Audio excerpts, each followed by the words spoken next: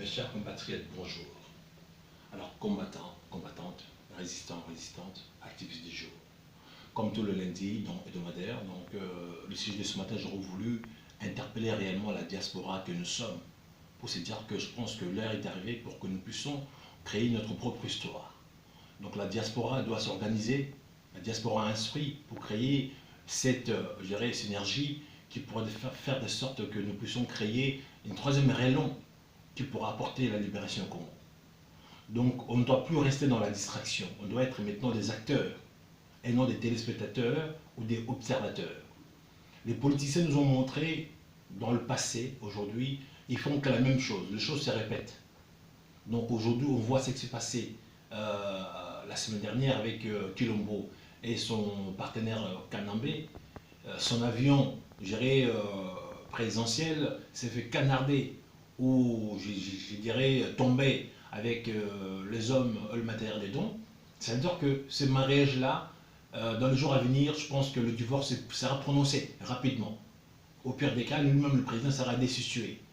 Alors pour ne pas que si, admettons, le président en question, il s'est fait destituer, Tamou Mwamba qui va représenter, qui va plutôt prendre le pouvoir à la place de ce président-là, et après peut-être ils vont nous dire, ok, ils veulent organiser les élections fictifs dans les jours à venir pour que Kanambe y revienne. Ça c'est leur projet. Ou sinon le politicien, admettons Martin Fayulu, qui est aujourd'hui un candidat malheureux, qui pourra nous dire, ok, de toute façon, on n'a pas le choix, nous allons attendre le 2023 pour aller aux élections. Alors la diaspora ne doit plus rentrer dans ces schémas. Donc les élections qu'on a eues en 2018, je pense que pour tout Congolais partout là où il est, il faut que ce soit les dernières élections. On ne doit plus écouter un politicien quelconque qui va dire que oui, nous allons se préparer pour aller aux élections 2023. C'est-à-dire que nous allons infiniment rester dans l'accompagnement. Pour les politiciens, les Congos n'ont pas de problème, je dirais, d'occupation. C'est un problème politique. Donc, si avec leurs élections ambiguës, ils n'arrivent pas à chasser l'occupation, ils vont toujours nous rabâcher en disant que oui, les élections de 2018, on a été volées, mais cette fois-ci, on est sûr et certain qu'on va le gagner, on va aller aux élections. Donc, on fera élection sur élection et sans trouver la solution. Je pense qu'on doit tirer des leçons des élections 2006, 2011 et 2018. 3 fois que nous sommes partis aux élections, naïvement, en disant qu'on doit chasser l'occupation par les élections, on n'arrive pas à en faire. Aujourd'hui, les dernières qu'on a eu, les élections en 2018, Martin Fayulu qui a gagné, mais sa place a été volée et Kilombo qui a joué le jeu. Alors, mes chers compatriotes, combattants, combattantes, résistants, résistances, toutes les diasporas du monde entier, on doit dire que aujourd'hui, vraiment la diaspora ou les Congolais de l'interne ont dit non dans ce processus de 2023, où j'attends maintenant tous les grands opposants, entre parenthèses, se disent, ok, de toute façon, ils vont tous se mettre ensemble pour préparer 2023. Alors, nous sommes vraiment des gens avertis. On doit être dans une longueur d'avance. Moi, je commence à vous parler maintenant. C'est la diaspora instruite. On ne s'organise pas pour stopper ces processus. Je pense que les peuples congolais, excuse-moi, hein, la plupart sont que des moutons, ils vont rentrer dans ce processus encore pour attendre 2023 pour voir les élections. Puisque Kilombo, dans le jour à venir, je suis sûr que le divorce sera prononcé. Ou ils vont le faire tomber, puisqu'ils ont tellement de dossiers sur lui, tellement il ne pourra pas s'en sortir. Alors je ne pense pas que Kilombo, il aura le courage dans le pantalon pour destituer carrément l'Assemblée nationale, pour faire un coup de force, je ne pense pas. On a vu dans le passé, Mouzé, quand il est rentré avec ces gens-là, des AFDEL.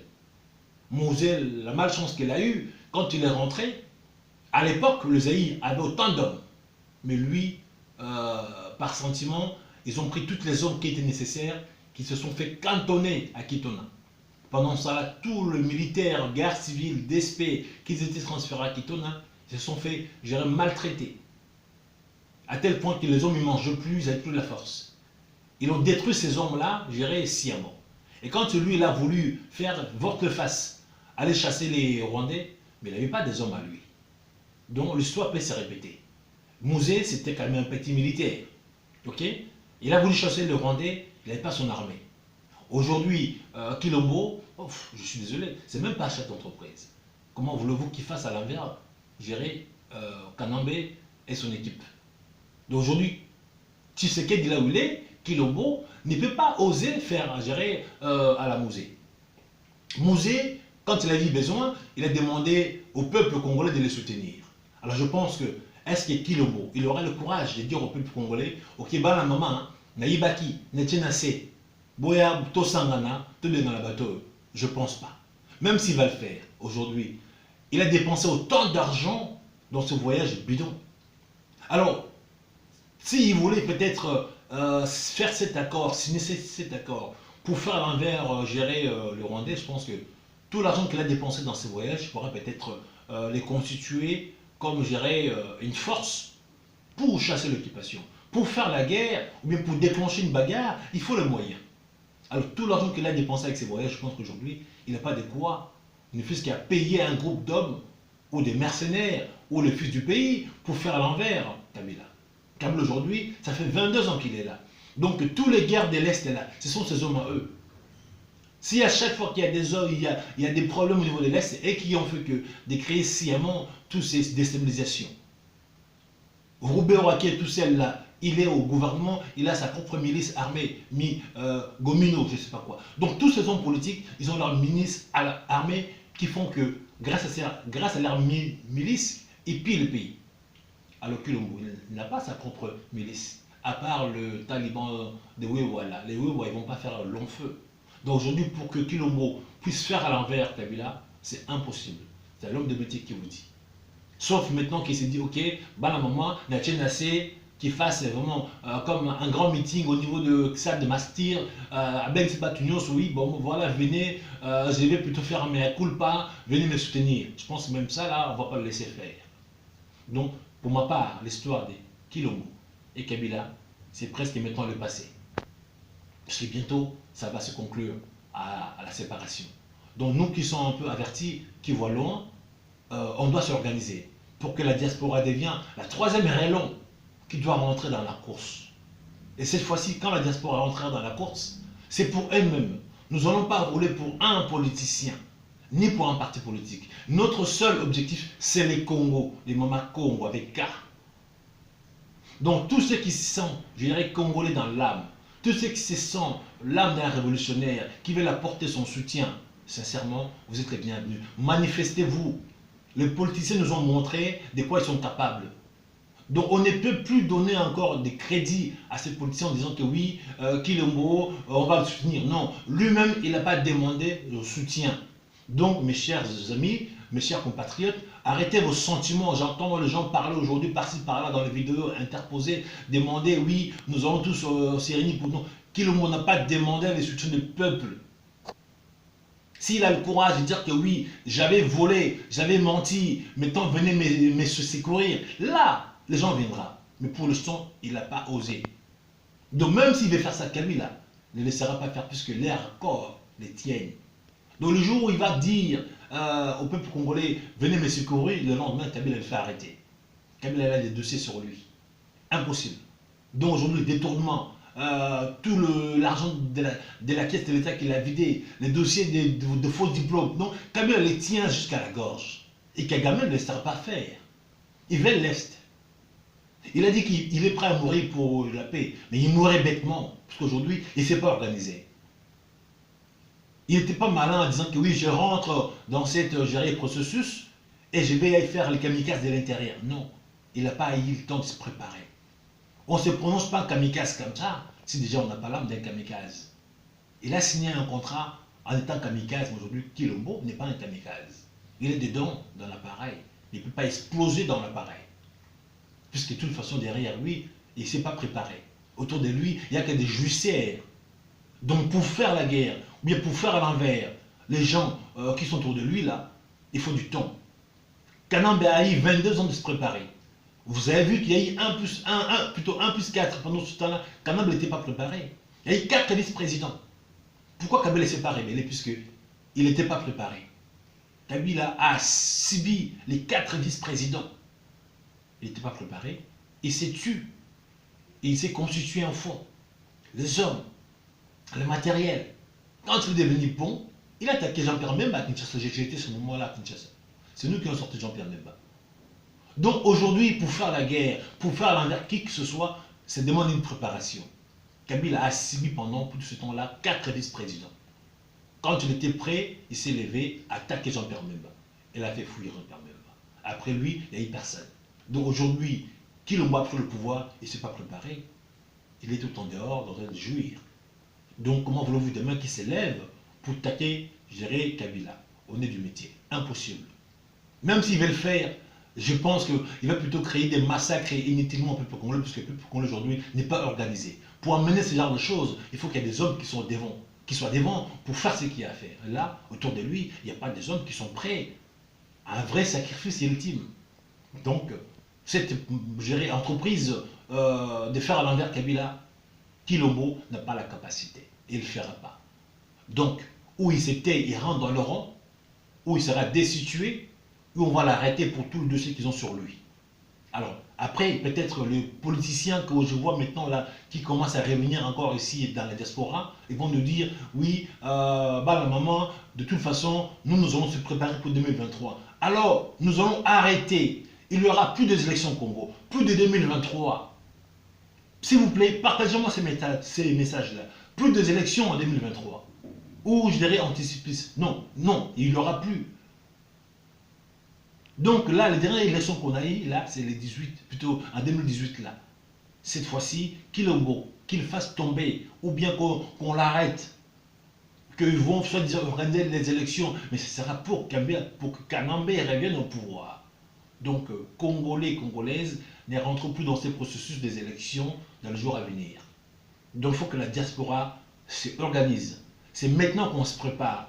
Celui qui veut aller loin, il faut qu'il menace sa monture. Donc, si on veut demain prétendre libérer ce pays-là, c'est maintenant qu'on doit se préparer. Nous sommes des visionnaires, on va plus loin. Moi, j'appelle la diaspora instruite d'abord en premier temps. Première ceinture, Batamaye to Vanda, Tochanase, qu'on montre nos capacités, qui sait faire quoi, qui peut apporter quoi, un business plan bétonné, première fondation, première pierre de l'édifice. Et après, deuxième ceinture. Et après, troisième, quatrième, cinquième, sixième, on entre en action. Le salut du Congo est vraiment aux mains de ses fils et filles de la diaspora. Les politiciens, tous, ils ne peuvent rien faire pour nous. Ils vont nous faire encore croire que oui, on a raté cette fois-ci, là on va encore y aller, on va gagner. Non, on doit oublier tous ces politiciens. Martin Fayulu, Jean-Pierre Mbemba, Moïse Katumbi, Mozitou, tout ce monde-là, il faut le bannir, il faut vraiment oublier. J'assume mes propos. Si vous ne sortez pas dans cet terrain des politiciens, congolais et congolaises, je vous dis et j'assume, vous resterez dans cet accompagnement. Parce qu'aujourd'hui, les politiciens, ils ne sont pas dans un processus de chasser l'occupation. Ils sont là dans l'accompagnement. C'est eux aussi qui ont légitimé cette occupation. S'ils n'étaient pas allés en 2006, donc l'occupation devait tomber à l'eau. S'ils n'étaient pas allés aux élections en 2011, l'occupation était tombée à l'eau. Jean-Pierre Mbadi ou Gia, c'était inacceptable. Père Tshisekedi a dit, Boulola Komba bébé. Donc chacun à la fin nous dit des choses qu'ils savaient déjà à l'avance où ils allaient. En 2018, là, ils sont partis. Martin Fayulu a refusé les élections. À la finalité, il a accepté la machine à voler. Et du coup, aujourd'hui, on a demandé PSM Mindoki. Fayulu dit Binumro Mindoki. Donc, le mot d'ordre. Personne parmi eux a dans le pantalon pour dire au peuple congolais allons-y, tossi le nana bango. Donc aujourd'hui, mes chers concitoyens, l'histoire peut se répéter. Alors, sauf si nous sommes des gens cons, où on veut vivre la même chose. Je pense que les 3 épreuves qu'on a subies, 2006, 2011, 2018, si ça ne nous sert pas de leçons, je pense que le peuple congolais, ça devient un peuple, je dirais, amnésique. Donc, les élections, pour ma part, crois, c'est fini les élections au Congo. Il n'y aura plus des élections. S'il vous plaît, partagez-moi ce message. On ne veut plus des élections au Congo. Les celles qu'on a eues en 2018, ça suffit. Si on veut continuer avec les élections, nous allons perpétrer l'accompagnement de l'occupation. Puisque aujourd'hui, ils sont cachés par soi-disant démocratie, par soi-disant gouvernement. C'est par là qu'ils se cachent. Ils vous mettent un fils du pays devant, derrière c'est eux qui dirigent. On vous a mis qui le mot président, mais derrière c'est Kabila qui dirige. Alors vous voulez continuer dans ça, c'est que vous êtes des moutons. Moi je ne suis pas un mouton, je suis un homme libre, juste droit. Et je suis un électron libre. Et j'appelle réellement pour que d'autres fils de la diaspora, qui sont comme moi, des électrons libres, qui se manifestent, qu'on se constitue une force. Étant des hommes libres, égis des droits et des humanistes, je pense qu'on peut apporter notre contribution. Ce pays-là sera libéré par nous. J'assume mes propos. Les politiciens, j'ai dit, mettez croix sur eux. Jean-Pierre Memba, Moïse Katumbi, Martin Fayoulou, tous ceux qui existent là, ils ont joué leur rôle. Ils veulent encore nous amener encore dans un autre. Ou l'église catholique, mettez la croix sur eux. Ça ne sert à rien. Il faut que la jeunesse congolaise, de partout, se manifeste. C'est-à-dire que oui, c'est notre destin. Nous allons aller en découdre. Il n'y a rien sans rien. On ne libère pas un peuple se libère de lui-même, de son oppresseur. Si nous voulons rester chez nous, attendre que les soi-disant décideurs viennent nous libérer, monsieur, c'est faux. Le Congo, c'est un complot mondial. Le Congo, c'est un réservoir à ciel ouvert. Donc, quiconque qui a faim, qui vient, qui épuise l'essence, qui s'en va. C'est le Congo qui construit le pays extérieur. Mais le Congo lui-même, il est condamné à rester pauvre. Le Rwanda qui prend les usines de transformation de coltan, et lui, il n'a pas de coton, et c'est nous qui donnons le coton. C'est le Congo qui construit la Belgique. Au Congo, on n'a rien. Alors, il faut comprendre. Avec quoi? La complicité de vos gérés politiciens. J'ai entendu il n'y a pas longtemps là, votre président qui a dit c'est le minerai du Congo qui est notre propre malheur. Alors, il n'a pas compris. C'est notre richesse. Pourquoi Kagame, ils veulent faire tout pour couper l'Est? Puisque, je vous dis clairement, l'Est, c'est là où il y a plus toutes nos minéraux. C'est là où il y a plus nos richesses. Alors, si nos politiciens n'ont pas compris que on ne peut pas laisser gérer l'Est, gérer entre le maître de Kagame, ou bien entre les groupes armés qui viennent, qui tuent la population, qui massacrent, qui pillent nos richesses. Combien ça coûte pour constituer une vraie armée pour défendre ces pays-là, monsieur? On sait le faire. Pourquoi ceux qui sont au pouvoir, avec les moyens de l'État, ils n'arrivent pas à constituer une vraie armée qui sont bien payés, formés, pour défendre notre territoire, monsieur? On sait le faire. Le Congo a 9 frontières, monsieur. On peut vous pondre sur le champ 9 légions, monsieur, avec des gens aguerris, payés à temps et à l'heure, et pour défendre, chasser tous ces groupes rebelles. Pourquoi le gouvernement ne pouvait pas le faire? Ça veut dire qu'ils sont dans le combine. On vous montre la police dans la capitale pour bastonner les gens, mais là où il y a toutes nos richesses, vous ne mettez pas la sécurité. Allez comprendre. Vous avez une maison remplie de biens importants, vous ne mettez pas la porte. Vous dites Dieu va le faire. C'est pas la folie, ça. Là où il y a toutes nos richesses, on ne sécurise pas ces coins. On se dit non, il y a beaucoup de groupes d'armées. Monsieur, ces groupes-là, ils sont combien, monsieur? Quand on parle de groupes d'armées, ils sont combien? Avec quelles armes? Avec quelles munitions, monsieur? Qui les a ravitaillés si ce n'est pas des pays voisins? Il allait comprendre, monsieur. Monsieur Kilombo, vos partenaires, c'est eux qui nous tuent. Vos partenaires, c'est eux qui nous violent. Vos partenaires, c'est eux qui nous pillent. Alors, allez comprendre. Mais chers concitoyens, moi, je ne suis pas, un homme aligné. Je suis un homme, averti. Donc, j'appelle pour que la nouvelle génération rentre à gérer en action, en compte. Plus de élections, prochain.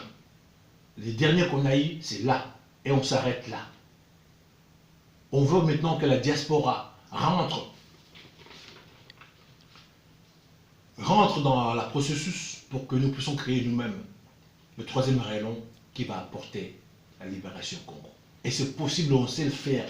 On a les intelligences. Le Congo a ses fils qui œuvrent dans plusieurs domaines. Malheureusement, aujourd'hui, ils ne sont pas répertoriés, ils ne sont pas valorisés. On le connaît. Alors c'est vous là que moi je vous dis, il faut que chacun se sente concerné. Je pourrais dire, voilà, je reste dans mon coin, j'œuvre bien avec mes entreprises. Mais non, mon pays va mal. C'est l'appel du drapeau. Il faut y aller soutenir le pays. Quand le pays va mal, tous les fils du pays sont censés aller donner un coup de main. Là, je pense que c'est comme un devoir. Le pays va mal. Comment tu vas rester chez toi? C'est contempler ta femme et tes enfants. On doit y aller donner un coup de main. Et après, on verra comment dispatcher les choses. Et moi, je pense que l'heure est arrivée que la nouvelle génération, c'est massif. Sortez de ces politiciens et ces partis politiques. De ne plus être observateurs, de ne plus être téléspectateurs. Il faut passer, devenir acteur. Chacun va jouer le rôle de son propre vie. Personne n'est le chef de l'autre, mais on se met ensemble pour diviser, pour partager le rôle. Et là, chacun va jouer son rôle. La vie, c'est une scène. Chacun fait son entrée, l'autre fait sa sortie. Alors moi, j'appelle les gens qui veulent rentrer dans cette danse.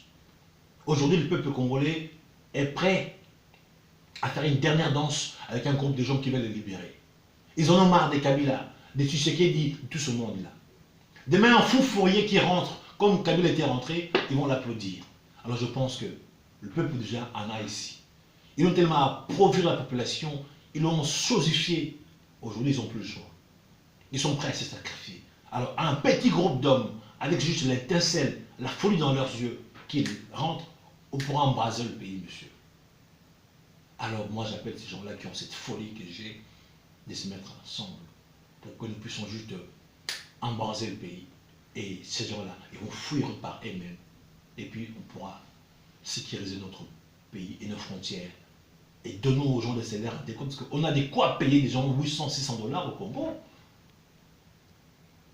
Mais juste la mauvaise foi, ils ne veulent pas partager, gérer les richesses.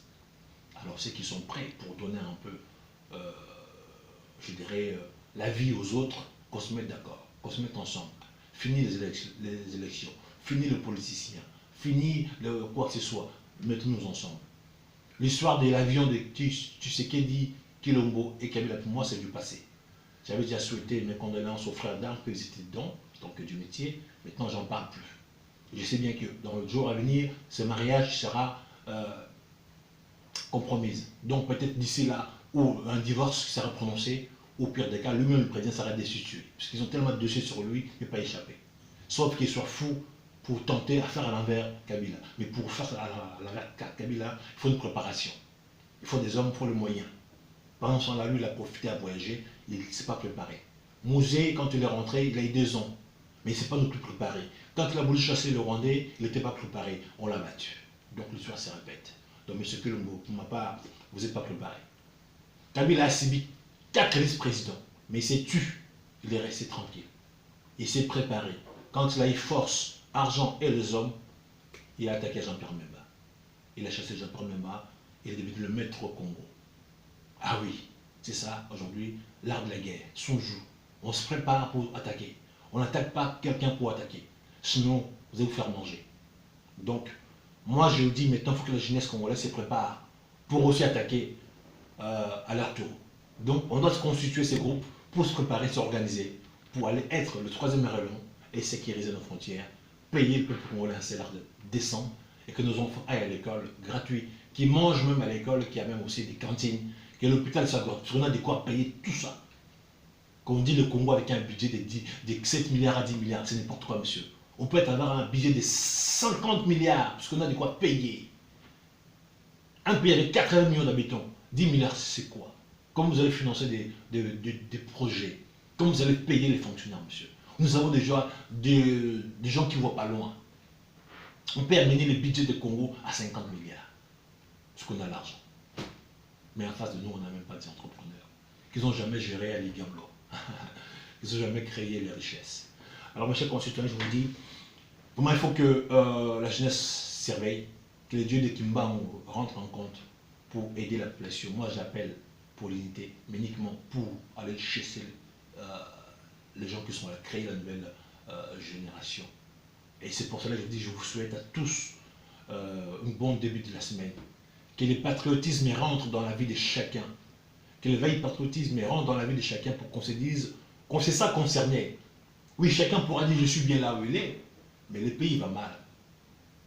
Admettons que vous êtes chez vous ici en Europe, on vous appelle votre père, votre mère est malade. Vous allez faire quoi? Vous allez non, vous allez vous lever, porter soutien au secours.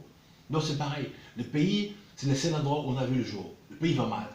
Sinon, on se dit de toute façon, moi je suis bien ici, je ne vais pas prendre les risques, je vais me taire. Ce pays-là, dans le jour à venir, il ne sera plus à nous. C'est vrai, mes enfants sont ici, je pourrais dire qu'est-ce que j'en fous là-bas? Oui, mais c'est chez moi quand même, bon sang, j'ai des biens là-bas. Donc ces biens-là méritent quand même d'être protégés. Mes chers concitoyens, mettons-nous ensemble pour chasser l'occupation. Pas pour rouler pour un politicien, pas pour un parti politique, pour être le 3e échelon pour libérer le Congo. Alors que Dieu nous donne en aide. Je vous souhaite à tous un bon début de la semaine. Ingita.